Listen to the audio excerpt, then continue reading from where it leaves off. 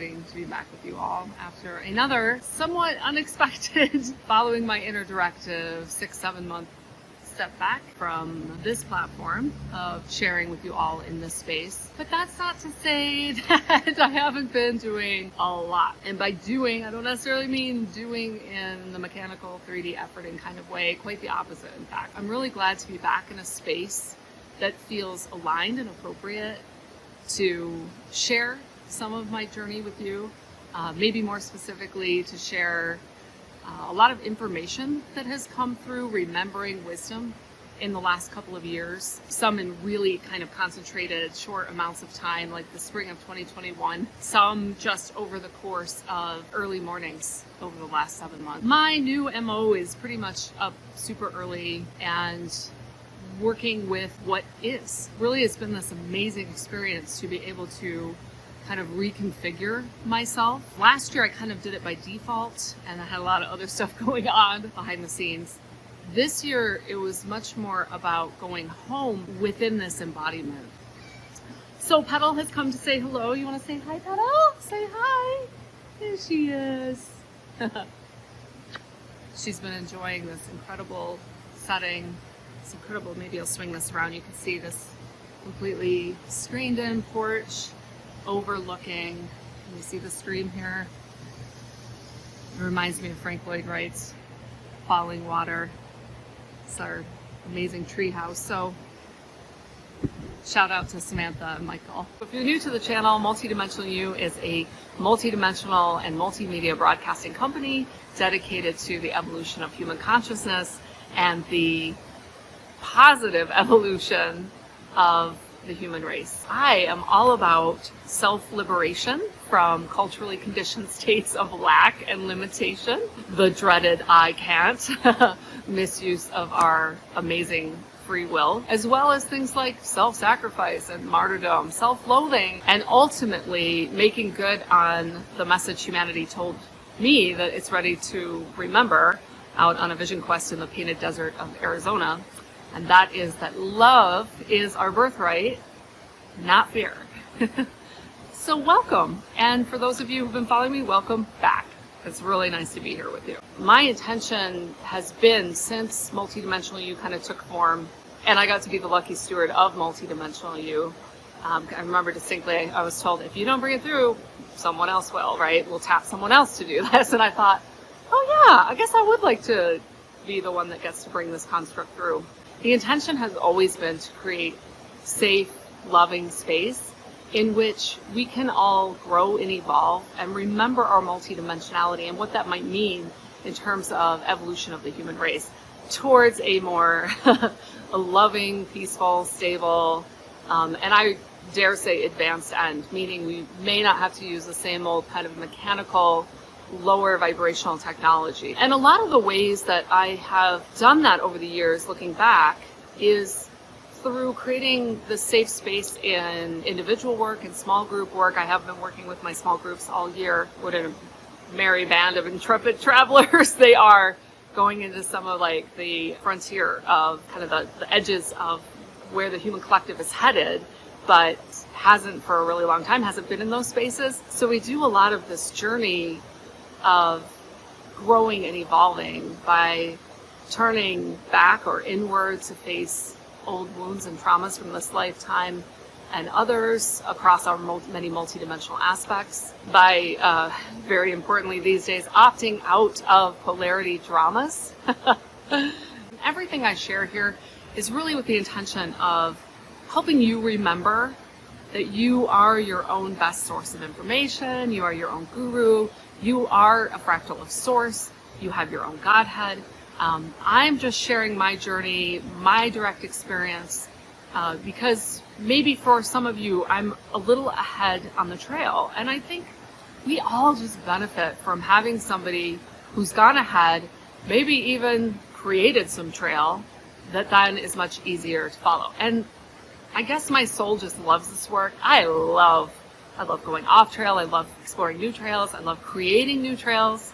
And my jam is really about personal freedom expressed at ever and ever greater degrees free from all of those culturally conditioned states. So that's the space that I have been playing in for the last half a year. I was doing it last year, but last year was like, there was just a lot going on, right? So it was almost like I took one turn of the spiral, and then this year it was like, okay, now I understand this, right? I got those downloads at a bunch of different hot springs in the spring of 2021. I've read them, reread them. Every time you read that kind of material, right, it's like a whole nother level of understanding kind of comes online. And so my intent here is really just to share everything that we know at our source level of wisdom, but we forget in this human expression. So I've been doing a lot of personal alchemy, of letting go of the way that I used to do things, and I've been able to create a situation in which I was really able to do that. Now, able to versus choose to, two very different things, which is something, part of what I'm just going to share in this update with you all is what I learned in the void this time. And that's a really big one for me this year, is that just because I created a scenario where I could take a lot of time off and I didn't have to be in the old ways of doing things, it doesn't mean that it was easy to choose not to do it the old way. So I kind of want to burst that bubble. It's kind of like when I watched my father retire. He was 63. And imagine 40 plus years, 4 decades of getting up every day, putting a suit on. He was an engineer and an executive, and doing the same kind of thing, showing up in the same role. And maybe there was definitely some nuance in the roles, but overall it's kind of the same company, same identity construct, right? And then bam, you hit retirement and you show up as yourself, but not in that role for the company anymore, right? It takes some adjusting. A lot of what we're being asked to do at this time on our ascension journey, that spiral back home, is an unwinding, a letting go, a release of our old identity constructs, how we showed up, how we continue to choose fear and survival programming and contraction and tension over expansion, trusting, loving. It's a very different energy. So I would say that has been my walk this year, my embodied practice. And I will be the first one to admit that some days, yes, deep, calm, 0 point knowing. Other days or even weeks, just the terror, the fear, all the kind of like junk piles of conditioning, ancestral programming, trauma, et cetera, that we tend to sit on. I mean, it's everything I see with the people I help and my clients, is this is kind of these garbage piles that we either inherited or we kind of stuck in the corner and we're like, I'll get to that later, or I can't even deal with that now. All of that is coming to be reclaimed at this time. So back in the spring, you'll remember I made a video about projection versus reflection, projecting out still, reaction versus reflection. If I have one piece of advice during this time, the fastest way to where you want to go, which for everyone is a sense of safety and comfort. You can reduce it down to that for everyone, right? Paradoxically, is turning inward to face everything that you fear, that you think makes you uncomfortable, and really excavating all of that and working with it. And it's not a one and done process, right? It's every morning I'm up with my daughter and we're going through like, what'd you get this morning? What you got? And some days are just so exciting because the alchemy is so high and we've uncovered something. Other days it's like, yeah, we're integrating. I look forward to sharing a little bit more in detail in this longer update about what I have remembered and what will likely trigger in you or resonate in you, if you're ready, what you've known deep inside of yourself for a very long time that you're now ready to remember also. Going home is really about reclaiming more of your greater self and your multidimensional embodiment, the greater structures of living creation in the here and now, and infusing this reality and lifting your reality fields. It doesn't necessarily mean that it's going to lift your neighbors. It's going to lift for yourself. So the good news is we have free will choice. It's just, how are we applying it? So I'll get back to more of what I learned in the void here in a minute. The last bit of my update, it's been interesting. There's always kind of several layers, I think, to these chrysalis moments, right? Where we go and retreat inward, alchemize, and come back out. This one featured more strongly this year than other years, although when I look back, especially the very beginning of my awakening with the death of my father in 2009, it featured more of the crucible, right? So we have the chrysalis and the crucible, and there's some overlap there. And the crucible can feel excruciating because it's all the old constructs that we thought we were and that we needed in order to feel safe and secure begin to fall away.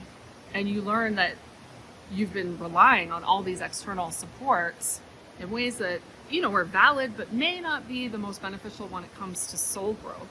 That we may be using other people or allowing other people to use us so that we feel worthy, valuable, loved, lovable. And the process of letting go of a lot of those supports and being willing to walk as a self-sovereign being, I'll be the first to admit, can be blissful and ecstatic, but also excruciating at times as you unpack all the distortional ways in which you've built a life as a human on Earth. So in addition to all of that alchemy, I was doing a lot of multidimensional field work as well. I used to post updates about that, but I've realized that's not appropriate.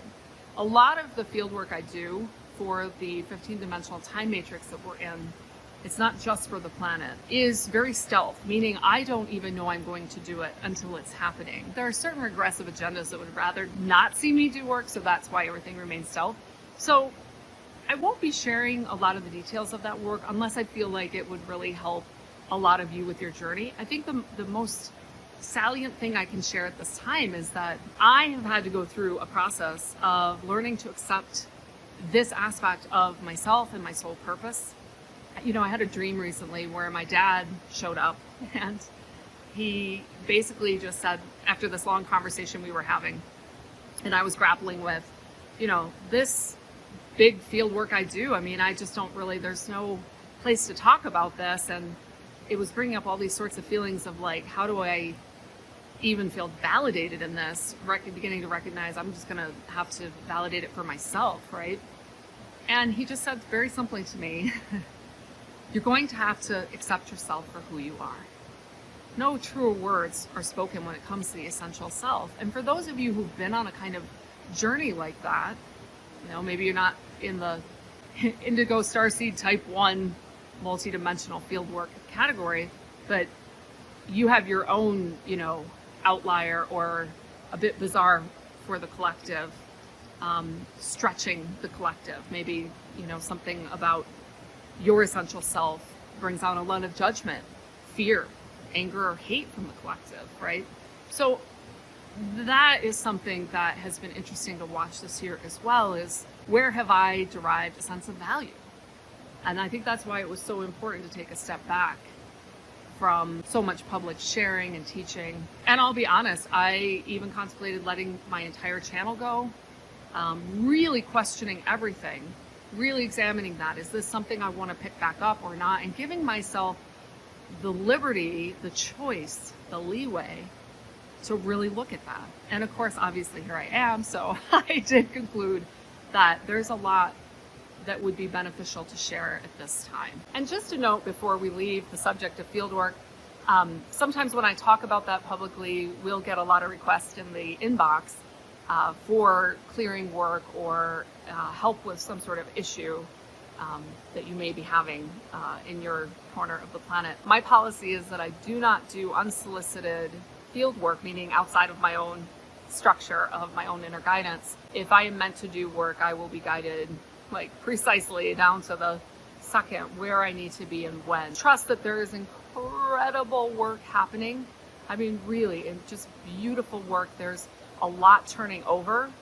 Our friends in a little bit of the higher dimension, the interdimensional, so our little people friends on the Sasquatch, they are benefiting from a lot of this work. They are regaining a lot of their ability to travel between dimensional levels, and this is right around the corner for humanity. There is a lot that is transpiring behind the scenes, so to speak. So if you have had difficulty accepting the truth of who you are, because it maybe is outside of the collectively held, this is my job and this is what I do, this is my title, I'm right there with you. And your human friends and family might not totally get it, but the other dimensionals do, and certainly you yourself can practice validating yourself, trusting yourself, valuing yourself, and not looking for it externally. So these are all very interconnected. What I found this year is there's no really kind of pulling these apart. They don't operate in silos. Our personal transformation, our soul purpose work, it all just kind of goes hand in hand. So I've always said, our own personal healing is our greatest contribution that we can make, because we're changing our own reality fields. We're changing the kind of day that we choose to create. That is just such a massive U-turn from this is all just happening to me. Now, what I can tell you also about the multidimensional work, you hear me talk a lot about getting out of extreme polarity dramas of the us and them and, winning and losing.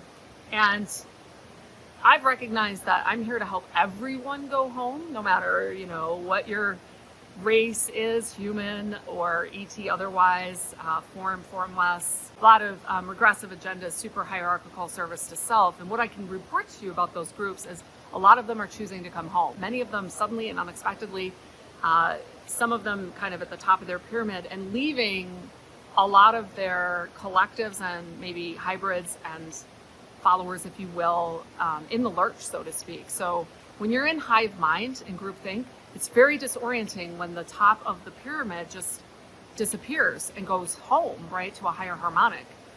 So they're dealing with a lot of sense of feeling betrayed, abandoned, rejected, lost, disoriented. So have a lot of compassion, and let's, take a moment and send a lot of those groups. There we go. So as you send that love, immediately the ping back is they're surprised. That is not something that their collectives would ever do. They're not service to other oriented. And so it softens all the edges. I think the thing that regressives fear most is retaliation, because that is what they would do. And so just like all the masters teach, right? Forgiveness, hugely freeing for yourself. And it also brings down all that tension and resistance, right? So it's not going back and forth. Have compassion for these regressive kind of hive mind groups. They're in the early days of a really big pulse in their evolution, both as individual souls, but they're more soul collectives. And this is new to them. They haven't been in some of these stages in eon. And just like I talked about, my own growth can be the crucible and painful. Imagine being stuck in rank and file, hierarchy, competition for eons, and now all of a sudden it's gone. Whew. Just to wrap up that subject of regressives, I helped a very large regressive influence go home recently, meaning ascend back up into higher harmonics and leave behind kind of all the chaos and holding a certain oppressive power structure in place. And a lot of those left behind as part of that construct, like I said, they felt very abandoned and confused. And the response from the powerful being that left was this: I did not leave you, I preceded you.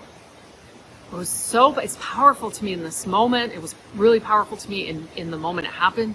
And it really struck me that I don't think no matter where we are on the regressive, positive, negative polarity, I don't think any of us recognize the extent to which we are sitting on separation consciousness as our primal wounds. And so this idea that, oh, right, your ascension, your transcendence, the dropping of the physical body, however you may have experienced this, maybe the death of a loved one, they're not leaving us. they're preceding us, they're just simply going before us. These are really powerful shifts in our thinking to then be able to choose appreciation and even gratitude that they would create and maybe pave a way for us. And certainly my father did that with his physical death. Woo! My multidimensional metaphysical awakening just like took off. And now, I can't regret anything about his death. I mean, I got to hold his hand and tell him to fly free. And then I saw my whole life flash of memories with my dad flash in front of my eyes. I got all this energy. It was amazing. And then he's just been with me ever since. I really wanted to share that with you all because I thought it was so touching. And I'm being shown right now in this moment that it has an application for those of us who are preceding friends and family in this ascension, evolution, growth path. We may not be dropping our physical bodies, but we are radically changing a lot of our patterns and identity constructs and habits.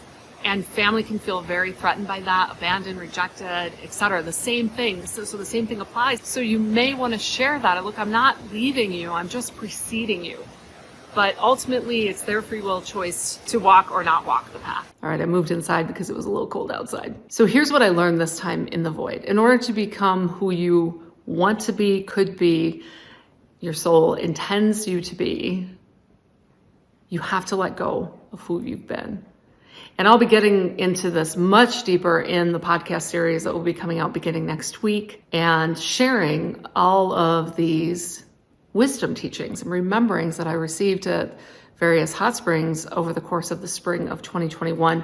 And I can see how it will just segue and dovetail into all of the information I've downloaded this year in the early morning hours. I really appreciate getting up just before the sun when it's pre-dawn and the light is it's kind of lit up the horizon. I'm in this beautiful bowl on the side of a mountain and you can see the horizon all around. And then watching the sun crest over the horizon and it takes a diamond shape with all of these scintillating rainbow colors coming out of it. It's just exquisite. Maybe I'll put a photo in here for your benefit. Go ahead and experience that. So I really appreciate meeting the sun because it's very symbolic. It's rebirth. It's a new day. Anything is possible, starting afresh. So you may want to incorporate that into your rituals, daily rituals. It's also an opportunity to meet yourself in the morning before the demands of the day and even the kind of photonic energy, vibronic sound noise from the collective field of thought forms when everyone's waking up and getting ready for school, work, etc., begins to permeate the field. It's a sweet spot of stillness. And so it's in that moment, it's in those kind of the early morning hours that a lot of these wisdom rememberings will make their way back to me. And maybe some of you have received similar remembering this year or in recent years, right? So this may just begin to feel like there's my validation. No, I'm not crazy for wanting to go beyond what the collective currently is living out in survival and scarcity mode. Maybe there are others who've walked this path before me. Maybe this is some of the most ancient information. Maybe humanity has cherry-picked the teachings of certain masters because they couldn't fathom how that could apply to them or how they would be able to do that because they've been caught in lower dimensional cycles and thought patterns. So, in this container of multidimensional you, it's about pushing the boundaries of what we think is possible, not necessarily from an external technology standpoint, but from an internal tech standpoint. I feel like it's really powerful to share an example today, having lunch with someone and they're in a multidimensional aspect. It happens to be human. Not all of them are, right? We can get really advanced sharings from our Arcturian aspects. Even our regressive aspects have a lot to share, especially if they have kind of gone through their flip of polarity. And maybe even if they haven't, right? There's still some contrast that can be very helpful in clarifying the path we want to walk. So I invited one of my aspects in. You all know them as Gujit Ran, the ascetic in the Himalayas, who loves to laugh, super light and goofy. We're not going to take any of this too seriously, right? And she invited one of her aspects in. And it was really interesting because these are aspects, this is us in another form, to let them interact and see what they had to contribute one to the other, and what that brought then to us as myself and this other person. So this is what I mean about pushing the frontiers of multidimensional science, evolution, consciousness. It's not an abstract concept that can't be directly applied to benefit us greatly. Quite the opposite. It's that inner tech transfer I'm always talking about, but also just like inner friendship and like, you know, almost like a big brother, big sister program you can have within your own multidimensional structure. So maybe my working definition of the void might be helpful.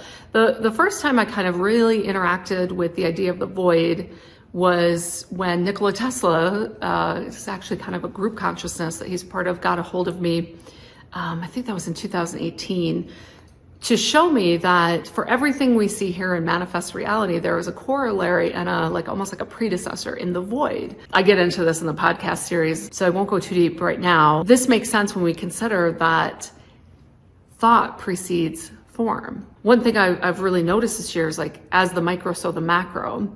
And so if that's kind of the working process, that means at a really expansive scale, that dynamic of thought is preceding action and manifest reality. Then what Nikola Tesla was showing me was that for everything here, there's a corollary in the void space. So if you really want to change reality, you might want to start in the void. Rather than working so hard on deconstructing manifest reality out here, you could start in the void space. And when you go back there, you just allow everything you let go, let go, let go. You're not so busy propping up all the old ways, and you don't search to define yourself so much, to have labels and know things, and you're okay in the I don't know and the unknown and the uncertain. Is this starting to sound familiar for the times we're in? There won't be a great sense of psychic safety provided from the external world anytime soon, at least not according to the information I've sourced and was given years ago. Is like, prepare for the wave train.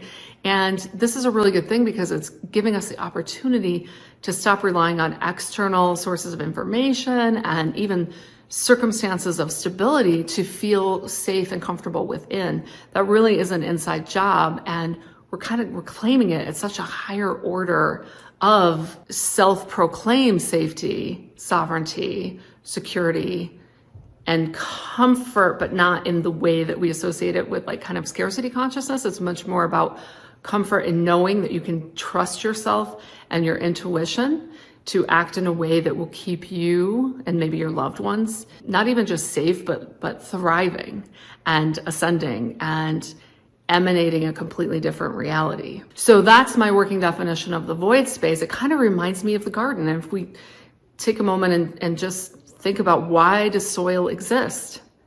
If it's the micro, what is the macro? The macro are these incredible fields of unmanifest reality, unmanifest pre-matter. And as we turn, we kind of take what we've grown and harvested and we turn it back under and we plow over the soil, right, of our own lives.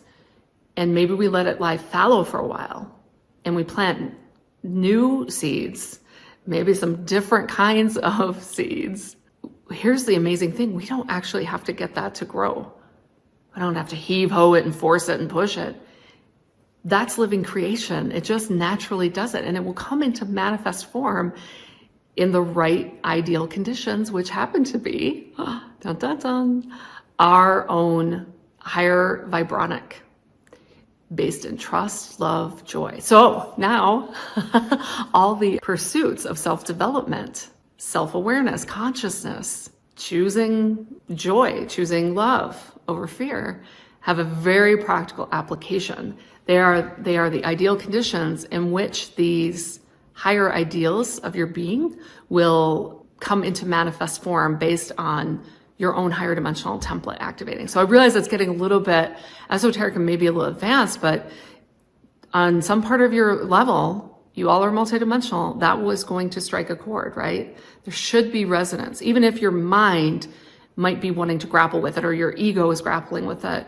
Your structure is hearing that, vibrating with that. I can feel it.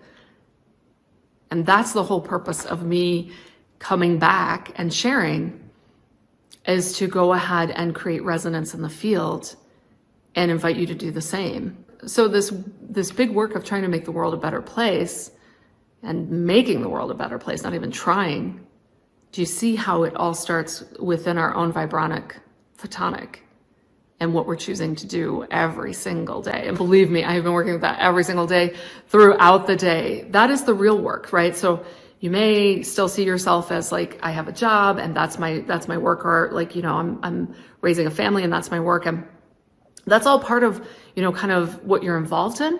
But our souls, as a spirit medium, working as a spirit medium a decade ago, our souls care most about the growth, breaking old patterns, breaking out of old patterns.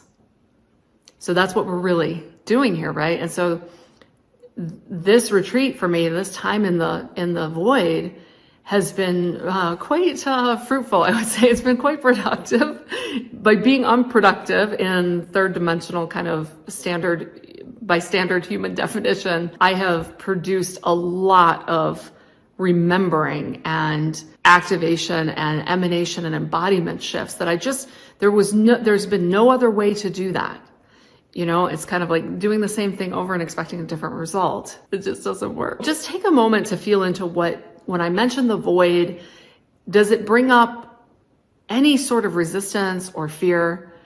And this would be completely normal. Modern society is deathly afraid of the no thing, the nothing, the void, right? Because we're so conditioned from such a young age to be somebody, what are you gonna be? And fill in all those gaps and get those boxes and those labels, right? And that's been the lower dimensional pursuit, not of happiness, but of safety and security, right? If we're really honest with ourselves and our own self-reflection, we can look back and go, wow, I don't know that was really about happiness as much it was the pursuit of making sure I could make money and all these things that we're so programmed with. For some of you, you may be wondering, like, what the heck is she talking about? I mean, we have to make money in order to survive here. That is a truth at a certain dimensional level. We have to trade our time and our energy and our talent in a kind of transactional, almost self-sacrifice way. And that's very valid. And there's a lot we learn there, but we can trade up. We can alchemize and move into a state of, a lot of what is called in popular new age movements around manifesting. But I'm really talking about another level called emanation. So this isn't you even forming the thought like, I am going to manifest this, right? That's one step beyond, oh my gosh, I'm so scared. I better get a job. And if I don't have one, I'm going to freak out, right? But then the next one is emanation. And that's what the Beyond Conscious podcast is really going to bring forth, is what is this next, turn of the spiral, the walk around the mountain. You get to the mountaintop, you think you made it, and then you realize, wait a minute, there's always another higher peak just beyond, and not in any sort of like achievement or striving or, I bagged mountain peaks sort of way, but much more of a, right, there's more. And it's actually kind of exciting because you think this actually is a lot of work. This isn't necessarily ease and flow. And so we can move into a higher order of our own embodiment and emanation. And that has been what I've been living this year. And obviously my own field, my own template emanated and created a reality in which I would be able to do that at a much higher degree than I have in the past. So as I sum up this update and intro to the podcast reboot, which will again share all this information in much more detail, I would just say that if you can choose to trust yourself and make decisions aligned with your heart center rather than your fear programming, you're going to be able to navigate these times, I think, with quite an advantage, because ultimately that's what we're all doing here, is growing and evolving as souls. And evolution and growth doesn't involve staying in stagnant fields of fear. Now, I also in this moment want to acknowledge that maybe you've done what you set out to do in this lifetime. So maybe you've taken it as far as you intended to. It's not to say you couldn't go further, but it's also not to put undue pressure, especially I think for those of you for whom this is resonating, like you're really going to go for this. And I'm really excited to share with you a lot of the tools and mindset shifts that will help you do that with a lot greater degree of confidence so that you can gain your own traction and have your own direct experience. And then, that whole feedback loop of validating. And then, it doesn't matter what anybody tells you, you've lived it. I think this may be, for those of you who are following this channel, this may be more applied to loved ones, especially anybody in an older generation. The consciousness just is not there, and they may not be carrying this to the same degree you are in this lifetime. Maybe they'll catch it next one, right? So I would say to practice compassion, but also boundaries with what you expect there, because it's really not a kindness to ask someone or expect someone to grow beyond where their soul may have intended to, or maybe frankly capable in the particular vehicle they're in with the kind of regressive genetics they're in. Now, having said all that, right, there is this element coming in right now in real time saying anything is possible. And that's really important for your personal application is what I'm being shown. So we're not gonna hope that, that maybe got a stuck in their ways person in your life is going to make some big shift, although they could, right? That's also, we don't want to have that much prejudice that we help keep them stuck there. But it's much more for your own benefit to recognize that all things are possible. And we're in an incredible time where we are throwing off miasmatic layers of distortion, density, frankly, garbage and junk piles that were inherited down family lines, lots of trauma. And it's just an exceptional time to be embodied and working with this alchemy consciously. And I have firsthand experience of that this year. What is possible if you decide that you just simply want to walk across a threshold, but it's really your own inner threshold of the old you and into a completely new room.